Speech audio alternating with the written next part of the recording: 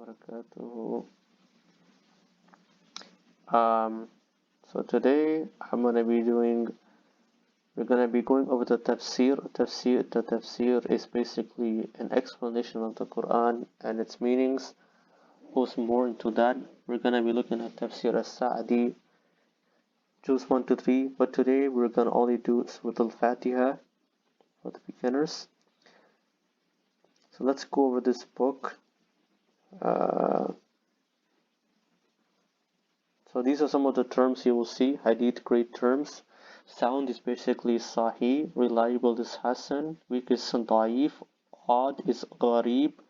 Authentic includes sound, reliable, or any grade in between. Acceptable, Sakat Anhu, the creator of the Hadith, did not comment on it, meaning that he found nothing unacceptable in it. So let's talk about the word Lord. You see, the word Lord in English has several related meanings. The original meaning is master or ruler, and in this sense it is often used to refer to human beings, the Lord of the mansion or Lord so-and-so. In the United Kingdom, for example, the word Lord with a capital L is used in the lexicon of Islam to refer to the one only God, Allah. So basically in Islam there's like no ambiguity about the meaning of this word. And while it is true that one may occasionally use the word Lord, whether capitalized or not, to refer to a human being, in Islamic discourse the reference for this term is always clear from the context. Whereas for Christians, Hindus, and other polytheists, the word Lord with a capital L may refer to Allah, to Jesus, or to some imagined deity. For Muslims, there can be no plurality of meaning. Allah alone is the Lord, and the Lord is Allah, not Jesus, not Rama, not any other being. The editor. And some of the misconceptions that people have is about fighting jihad, when jihad refers to fighting. Now, although jihad is often translated into English as holy war, it must be noted, keyword must be noted, that war has never been described as holy in any of Islam's primary texts or even early Islamic literature. So let's look at the linguistic meaning, right? So jihad is an Islamic term that applies to a broad range spectrum of activities ranging from daily striving to meet the day's challenges, to the striving against one's desires and self, to the struggle to provide for one's family. Its basic definition is the act of striving or struggling in the way of Allah. Therefore, jihad is not limited to war.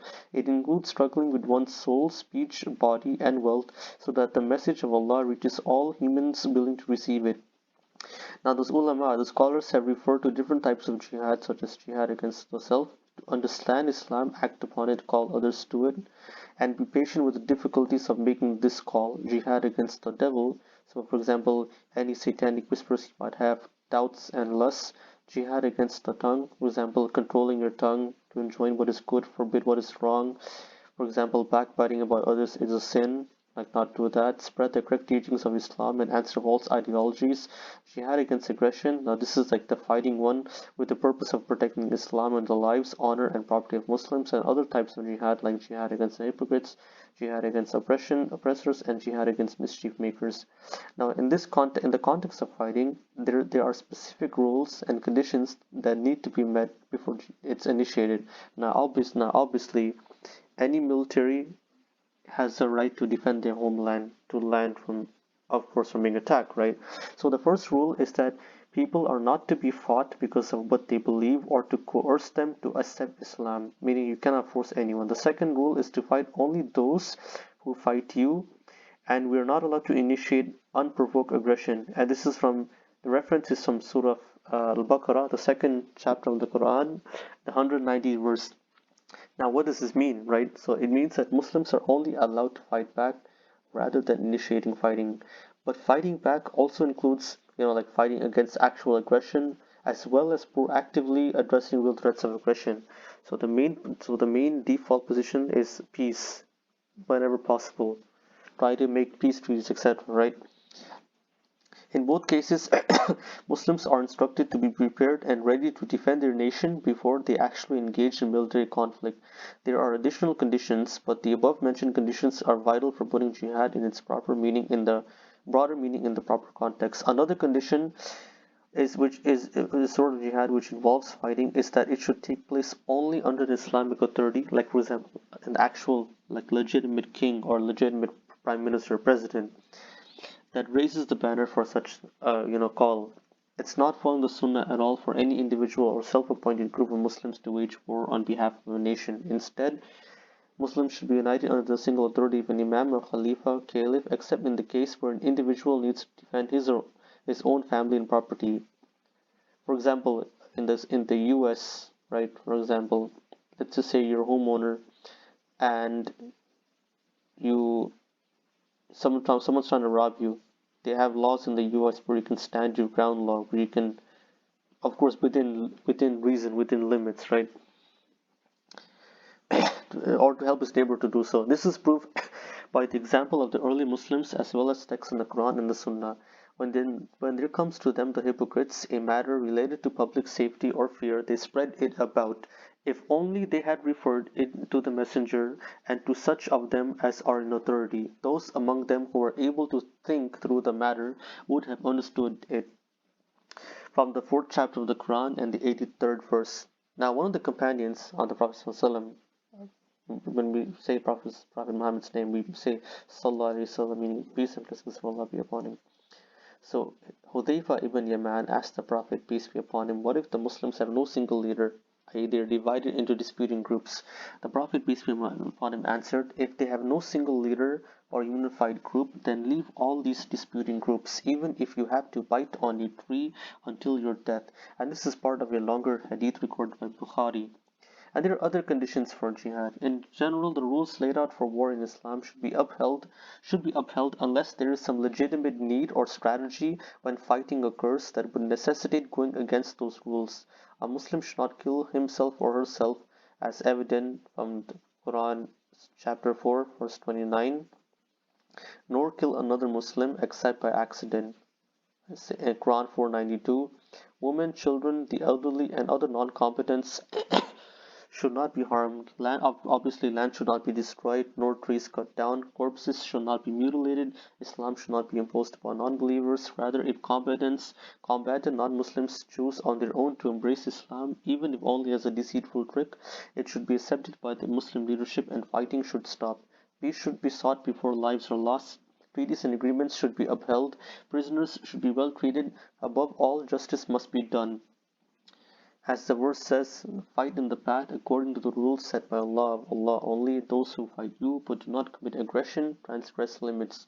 Allah does not love aggressors, and fight them until persecution is no more and religion is freely embraced for the individual's faith in Allah. But if they desist, then let there be no aggression except against transgressors. Quran 2, 190, 193. Allah does not forbid you from being good, kind, just, and fair to those who have not fought you because of religion nor driven you from your homeland. Allah loves those who are just. Allah forbids you from giving allegiance to those who have fought you because of religion and have driven you from your homeland.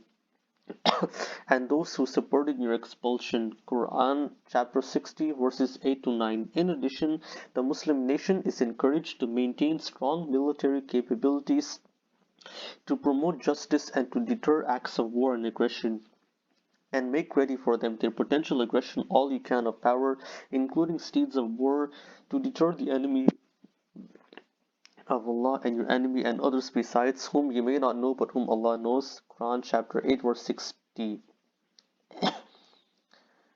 And this is the publisher's note. So let's do Surah Al-Fatiha. Bismillah, in the name of Allah, the most gracious, the most merciful. بسم الله الرحمن الرحيم الحمد لله رب العالمين الرحمن الرحيم مالك يوم الدين إياك نعبد وإياك نستعين اهدنا الصراط المستقيم صراط الذين أنعمت عليهم غير المغضوب عليهم ولا الضالين آمين. In the name of Allah, the most gracious, the most merciful. Praise be to Allah, the Lord of the worlds, the most gracious, the most merciful, Master of the Day of Judgment. You alone we worship and you alone we ask for help. Guide us to the straight path, the path of those whom you have blessed, nor not of those who have incurred your wrath, nor of those who have gone astray. So let's begin, right? In the name of Allah, the most gracious, the most merciful. That is, I begin with every name of Allah subhanahu wa ta'ala, glorified and exalted is He. This includes all the beautiful names of Allah. And Allah subhanahu wa ta'ala has 99 beautiful names or attributes, right? And as a Muslim, we have to believe in all of them. In Allah, He is the one who is worshipped, the only one who deserves to be worshipped because of the divine attributes He has, which are attributes of perfection, the most gracious, the most merciful. These two names indicate that He possesses great mercy that encompasses all things and includes all living beings, and He has decreed it for the pious, the followers of His prophets and messengers. Absolute mercy is for them, others have a share of it. It should be noted that one of the basic principles on which the early generations of the Ummah, meaning this Muslim nation, and its leading scholars are agreed is belief in the names and attributes of Allah and how those attributes are manifested. For example, they believe that He is most gracious, most merciful. He possesses mercy, that is one of His attributes, and this mercy has an impact on His creation. So all types of blessings are signs of His mercy. The same applies to all of His names. We may say concerning the All-Knowing that He has unlimited knowledge, by means of which He knows all things. Similarly, the All-Powerful is possessed of might and has power over all things. Praise be to Allah. This refers to praising Allah for the attributes of perfection and for His actions that are based on generosity and justice. So to Him be perfect praises in all ways.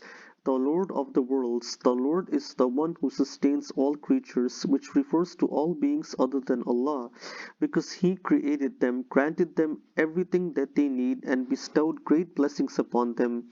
If they were deprived of those blessings, they would not be able to survive, for whatever blessings they enjoy come from Him. He sustains His creation in two ways, general and specific. So in general terms, this refers to His creation of all creatures, meaning believers and disbelievers, His granting of provision to them and His guiding to them to that which is in their best interests, which enables them to survive in this world. Now, in specific terms, it refers to His cherishing of His close friends by means of instilling faith in their hearts, guiding them to it, perfecting it for them, and warding off from them distractions and obstacles that come between them and faith. In real terms, this means guiding them to everything that is good and protecting them from everything that is bad.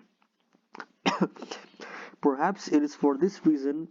Now, of course, when we say that's why we have halal and haram. So basically, Allah subhanahu wa ta'ala glorified the Lord Allah has not made things forbidden for us just because He wants to make things, like hard for us. There's a reason why some things are haram. For example, why is alcohol forbidden, right? Alcohol is forbidden because it destroys the brain, it destroys your liver, and it leads to other bad stuff.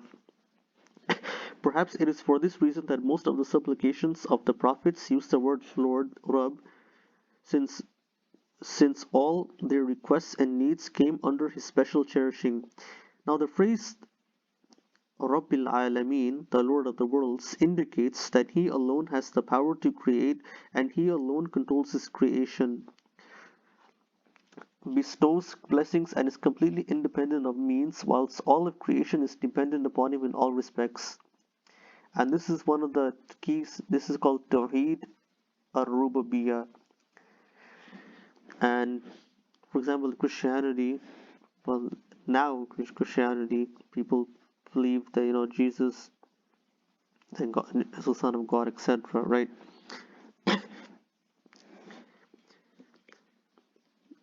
Master of the Day of Judgment. The Master Malik is the one who possesses the attributes of sovereignty, one of the implications of which is that he enjoins and forbids, rewards and punishes, and controls his subjects in all ways. This sovereignty is connected to the Day of Judgment, which is the Day of Resurrection, the day on which people will be judged on the basis of their deeds, both good and bad. On that day, His perfect sovereignty, justice, and wisdom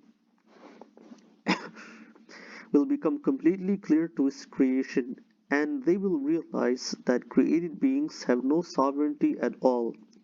On that day, kings and subjects, slaves and free, will all be equal and will submit fully to his might, awaiting the reckoning, hoping for his reward and fearing his punishment. Hence, this day is singled out for mention. Otherwise, he is the master of the day of judgment and of all other days.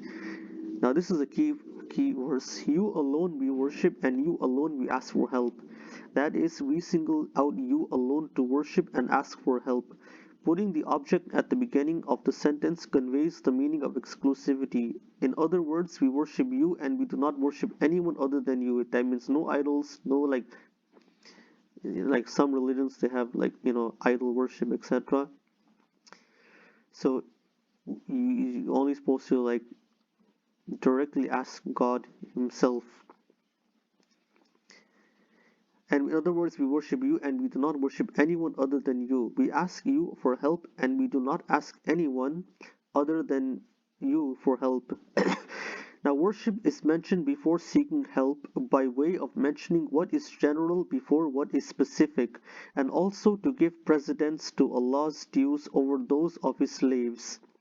Worship, ibadah, refers to everything that Allah loves and is pleased with of actions and words, both outward and inward. Seeking help refers to relying upon Allah subhanahu wa ta'ala when seeking to attain what is beneficial and ward off what is harmful, whilst trusting that one will attain that. Worshipping Allah and seeking His help is the means of attaining eternal happiness and salvation from all evils. There is no other way of attaining salvation apart from doing these two things. True worship can only be that which is learned from the Messenger of Allah sallallahu blessings and peace be upon him, and done with the intention of seeking the pleasure of Allah. If it includes these two things, then it is worship. Seeking help is mentioned after worship, even though it is a part of worship, because in offering all types of worship, the individual needs the help of Allah subhanahu wa ta'ala. If Allah does not help him, he will not attain what he wants to of fulfilling commands and heeding up prohibitions. Guide us to the straight path, that is, show us and help us to follow the straight path, which is the clear path that leads to Allah and to His paradise, which in turn means knowing the truth and acting upon it. This is a prayer for guidance to the straight path and guidance when following the path. Guidance to the straight path means adhering to the religion of Islam and forsaking all other religions. Guidance when following the path includes guidance concerning all the details of religion, in knowledge and action. This supplication is one of the most concise, comprehensive, and beneficial of supplications. Hence, it is obligatory to call upon Allah with it in every rak'ah of the prayer. Rak'ah is unit in Arabic because we are in need of that. This straight path is the path of those whom you have blessed, namely the prophets, Siddiqeen, strong and true in faith, martyrs, and righteous people, not the path of those who have incurred your wrath, those who came to know the truth but drifted away from it, such as the Jews and others like them, and not the path of those who have gone astray, those who have drifted away from the truth because of ignorance and misguidance, such as the Christians and others like them. Now, although this surah or chapter is brief, it contains that which no other surah of the Quran contains. It refers to the three types of Tawheed: affirmation of the oneness of Allah, Tawheed al-Rububiyyah, affirmation of the oneness of the divine lordship is seen in the verse Rabbil Alameen, the Lord of the worlds. Tawheed al-Uluhiyyah, affirmation of the oneness of divinity, which refers to worshipping Allah alone, meaning like no intercessors, etc., no demigods like Krishna or Shiva or anything like that, is seen in the phrases Praise be to Allah and you alone we worship. Tawheed al-Asma wa Sifat, affirmation of the oneness of the divine names and attributes, which means affirming that the attributes of perfection belong to Allah subhanahu wa ta'ala alone, which He ascribed to Himself and which His Messenger sallallahu alaihi wasallam affirmed without denying The apparent meanings or likening him to his creation is seen in the word praise as discussed above. It also affirms prophethood in the words guide us to the straight path, because that guidance is not possible without sending messengers. On a side note, before I continue, right, anyone who's not heard, we Islam is the only religion acceptable to Allah, to God. Now, of course, if someone didn't know about Islam, Allah's not going to punish that person unless the hujjah, the proof, has been established upon them. So, if a person learns about Islam and they recognize the truth, but they don't, accept it, then there's no excuse for them. They cannot say, "Oh, my parents, what my parents will say," because your parents are not gonna be, in with you in the grave. You're gonna be alone. It affirms recompense for deeds in the words "Master of the Day of Judgment" and tells us that the recompense will be on the basis of justice, because this is the meaning of the word judgment. It affirms the divine decree and tells us that humans act on the basis of free will, which is contrary to the views of the Qadaris. So this is like a sect. Basically, some people say that, some schools of thought, they say that man has absolute free will, and whatever he does is choice, and his will is independent of the will of Allah. And then there's the opposite of that, where some people believe that whatever a man does or woman does of good or evil is because it is decreed for him, and they're compelled to do it, and they have no choice in the matter. The surah also speaks of being sincere towards Allah subhanahu wa ta'ala in terms of worship and seeking help in the verse, "You alone we worship, and you alone we ask for help. And praise be to Allah, the Lord of the worlds." This is the end of the commentary.